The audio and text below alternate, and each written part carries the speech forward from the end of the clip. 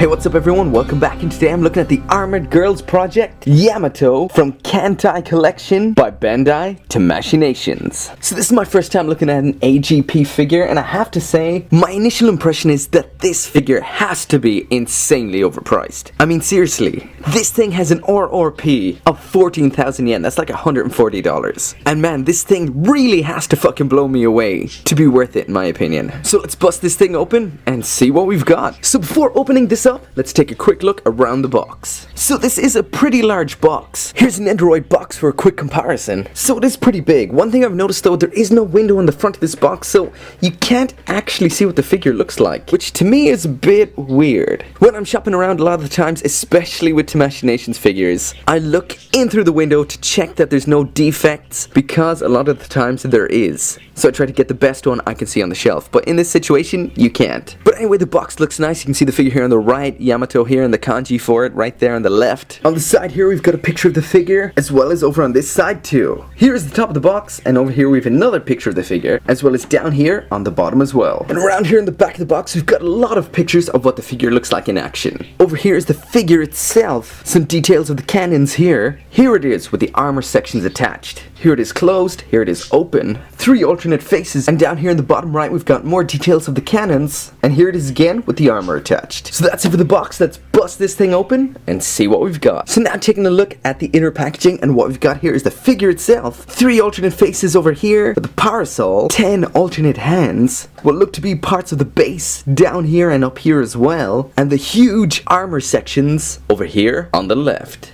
And around here in the back we can see we've got the base and the instructions. One pretty odd thing is that the parts for holding the figure that attach to the stand are actually on a runner. So you actually need to cut these out, which is pretty strange for a figure. I've never seen anything like this before with a figure. So here she is out of the box, and I have to say I am far from impressed. Like I've mentioned before, to Machinations quality control isn't the best, and that is not what you want to see with a figure that costs $140. So I'm going to take a quick look around this, given both the good and the bad, but I have to say the focus is mainly going to be on the bad because this sucks and it's hella expensive. So from the head down, and I'll start with the good, the expression looks good. The face is very well executed. The lines and the details on the face are very sharp and very clear, and honestly it does look great. But that's pretty much where the good points start and end and the shitfest begins. To be honest, if this was a Figma, I would think this was a knockoff. I mean, just look at this hair here. The sculpt is messy and melted looking and just has no detail to it whatsoever. It just looks so poorly executed. Throughout the entirety of this review, I'm going to stress that this cost $140. I mean, look at that. It's so globby, melted, and weird looking. You can see here on the flowers on the top of the head that they just don't stay inside the lines. The paint is poorly applied, and it just looks like a mess. Like seriously, can you even tell that's meant to be flowers right there? Just continuing down the ponytail here, and hey, what's this? Some missing paint. Some more prominent mold errors right here. Might be hard to see in the video here, but there's some airbrushing errors where the paint has failed to reach some parts in here and down here as well. Looking through the gap in the hair here, I can see a lot of these sticky out, rough, sharp pieces in here as well. What was, in concept, a really good idea, using this clear part here to paint this particular part on, it just ended up looking like a complete mess. Moving down to the body, and as you can see, the paint is just plain sloppy. You can just see here the blobby paint just overlaps the outline here. As well as that, there's just blatant black splotches here, as well as here as well. You can also see the red down here covers over this grey part here where it shouldn't. The white paint from the arm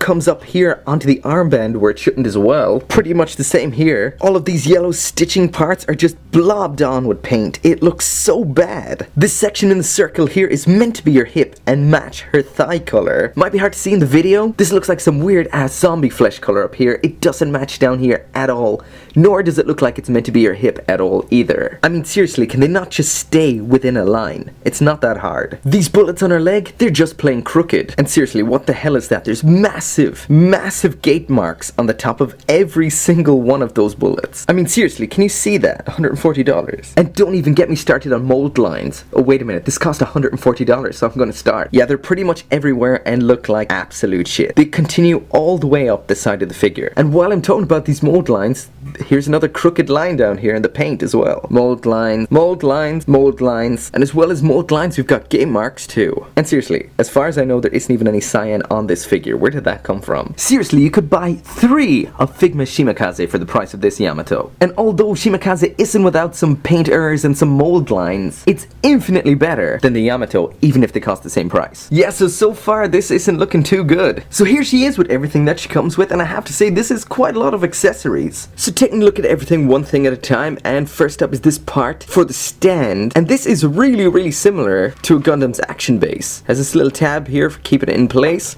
It extends out like this. This part can lock in like that, and yeah, pretty much just like an action base. And next, the second arm for the base. We've got another one of these things, as well as this for connecting them to. And another section for the base here in clear plastic as well. The whole base goes together something like this. This part which connects into her back, this consists of 2 separate parts. And now moving on to the actual accessories, and we've got the parasol, which according to the instructions is delicate, so be careful. And you know what, this doesn't actually look that bad.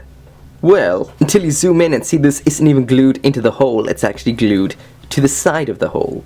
So you can't actually push that in cause it's stuck. Yeah, quality control. $140. And there is the top of it. Moving on to the armor sections, and this does look awesome. All these parts here are movable. This can rotate around. This also can rotate around. And these individual cannons can move around. Got a bit of funky ass paint on here. And on the front here the same as well. This can pivot side to side. And all these cannons can move independently. And as you can see, this looks really nice. Well, besides that, right there, quality control. $140. But yeah, this does look really good besides that little dent there. But moving on to side number 2, and wait a minute, what is this? The paint is all jacked up all around here. That looks pretty weird. And then, hey, what is this? Yeah, that's a fingerprint. Right there. A fingerprint. Screwing up the paint, a fingerprint. Quality control, $140. And hey, why the hell, while I'm looking at that, why not notice that right here, that's screwed up too. So is that. Also the paint is screwed up on this side as well. On to the final part of the armor, and here we have another cannon that can move side to side. These can move up and down. This can rotate at this point here, up and down, that's pretty cool. And while we're playing spot the shitty parts, here it is right here. Look at those huge gate marks on the bottom of that.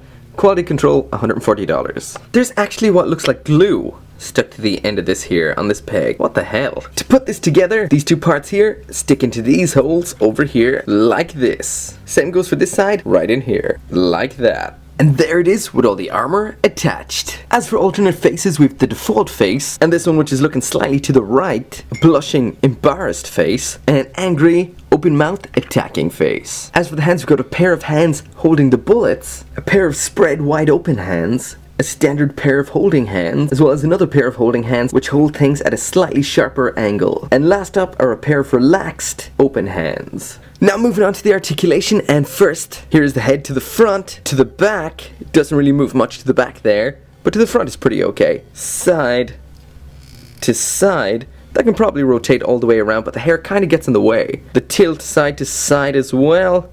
There is a point of articulation up here in the ponytail, and that can move up slightly and down slightly, so not a whole lot. It can rotate as well at that point. It can probably go all the way around, but this does feel a little bit delicate. There's the arm all the way up, and quite a good range of articulation up and down there. It can rotate all the way around. There is the bend at the elbow, and there's the wrist up, down, and that can rotate all the way around. Articulation at the waist, side to side, so that's pretty damn good.